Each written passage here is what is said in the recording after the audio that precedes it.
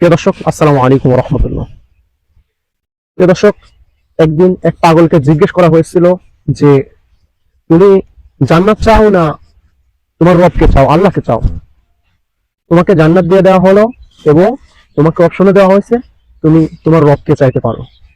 তখন পাগল অনেকক্ষণ চিন্তা করে দেখার পরে পাগল এমন একটা জবাব দিল, যে জবাবটি শুনে যিনি প্রশ্ন করছিল, যে আল্লাহর ওলি প্রশ্ন করছিল, সে অবাক হয়ে গেল।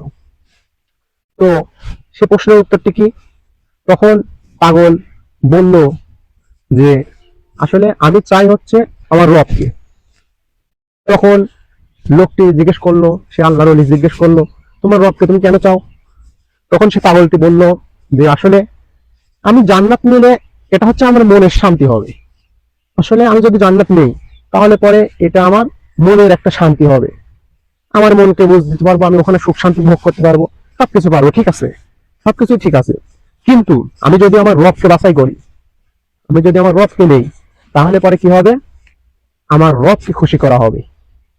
কারণ আমার রব যদি একবার খুশি হয়ে যায়, তাহলে ওরকম জান্নাত 10টাও আমার জন্য আমার রব পায়ের তলে রেখে দেবে।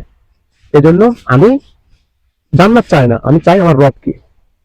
তো প্রিয় দর্শক, আসলে আমাদের চাওয়ার পরিমাণ অনেক বেশি।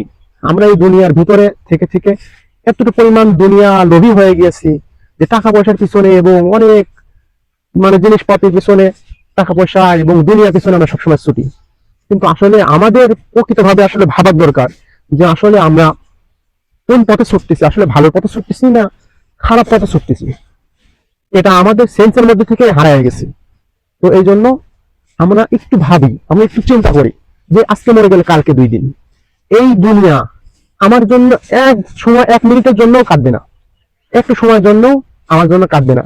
হয়তো আমার আত্মীয় স্বজন, আমার ভাই ব্রাদার, মা বাবা এবং আত্মীয় স্বজন, যাই হোক, সবাই হয়তো কিছু ক্ষণিকের জন্য কাঁদবে, কিন্তু আপনি মরার পরেই আবার তারা আনন্দ শুরু করে দেবে। কিভাবে আনন্দ শুরু করবে?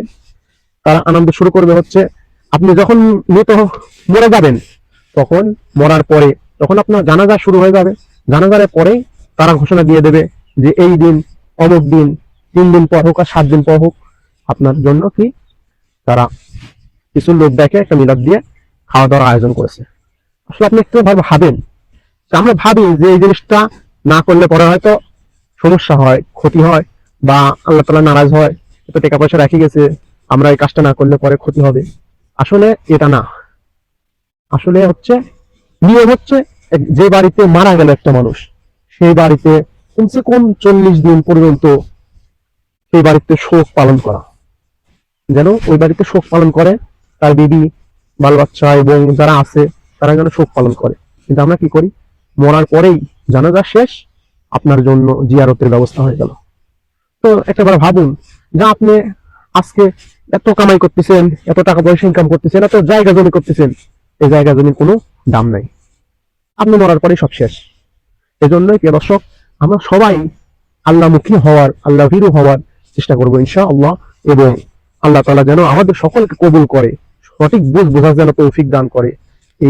এটাই আল্লাহর কাছে আমার চাওয়া, এবং আপনাদের জন্য আল্লাহর কাছে আমি এতটুকুই দোয়া করি যেন আল্লাহ তাআলা আমাদের সকলকে যেন সঠিক বুঝটা দান করে, এবং বাকি জীবনটুকু যেন আল্লাহ তাআলার গুণগান গেয়ে, আল্লাহ তাআলার হুকুম আহকাম গুলো মেনে এই দুনিয়া থেকে বিদায় নিতে পারি।